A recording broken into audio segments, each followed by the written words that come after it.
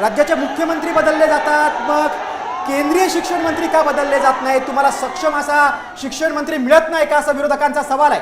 हे सगळं सरकारचं अपयश आहे अशी विरोधकांनी टीका केलेली आहे। काही वेळापूर्वी काँग्रेसचे अध्यक्ष खासदार मल्लिकार्जुन खरगे यांनी देखील या संपूर्ण परिस्थितीला मोदी सरकार जबाबदार असल्याचा आरोप केला। आताच्या घडीची एक्सक्लुझिव्ह दृश्य सध्या तुम्ही साम टीव्हीच्या माध्यमातून पाहताय। पोलिसांचा बंदोबस्त आपण पाहतोय। पोलीस दल इथं मोठ्या संख्येने तैनात आहेत। आंदोलकांसोबत बातचीत करतायत, त्यांना पांगवण्याचा प्रयत्न करतायत। आंदोलकांच्या हातात, विद्यार्थ्यांच्या हातात आपल्या देशाचा तिरंगा आहे। मोठ्या पद्धतीने इथं घोषणाबाजी सुरू आहे, गोंधळ आहे, अभूतपूर्व असा गोंधळ म्हणावा लागेल। विरोधकांनी देखील आता सरकारला धारेवर धरलेला आहे। ही सगळी परिस्थिती सरकारला हाताळता आली नाही। या विद्यार्थ्यांच्या एल्गारला केवळ सरकारच जबाबदार आहे। लाखो विद्यार्थ्यांच्या भवितव्याचा प्रश्न आहे, मात्र सरकार गंभीर नाही असा आरोप काँग्रेसने केलेला आहे। राज्याचे मुख्यमंत्री बदलले जातात अनेक राज्यांचे, मात्र केंद्रीय शिक्षण मंत्री बदलाला काय प्रॉब्लेम आहे?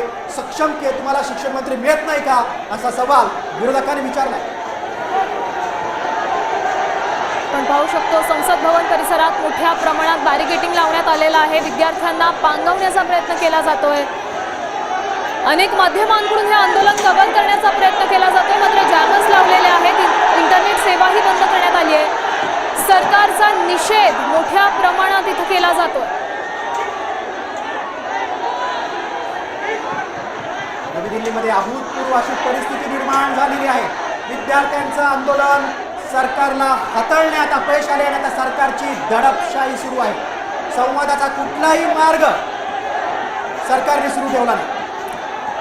स्वातंत्र्याचा दुसरा लढा असा उल्लेख सोनम वांगचुक यांच्याकडनं करण्यात आलेला आहे। त्यांनी मेसेजच्या माध्यमातून आपल्या विद्यार्थ्यांना हा संदेश पोहोचवलेला आहे। स्वातंत्र्याचा हा दुसरा लढा आपण जिंकूच असा विश्वासही त्यांनी व्यक्त केला।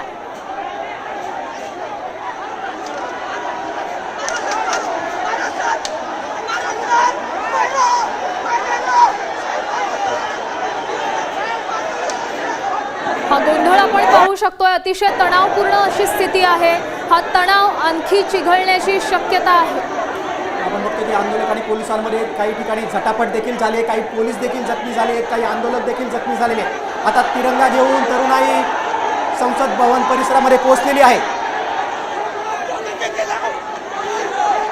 आपण बघतोय की आंदोलक आता पोलिसांना देखील जुमानत नाही।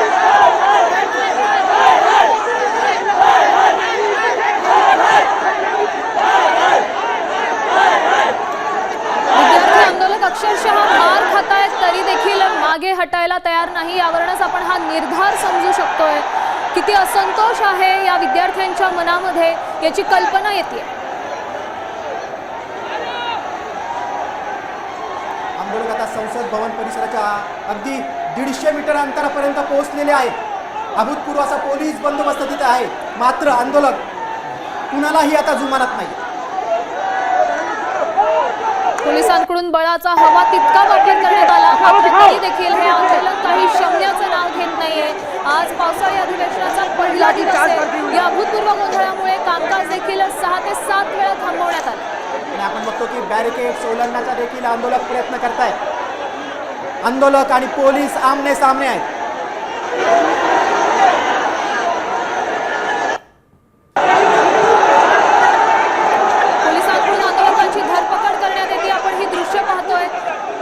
आत्ताच्या घडीची ही ताजी दृश्य।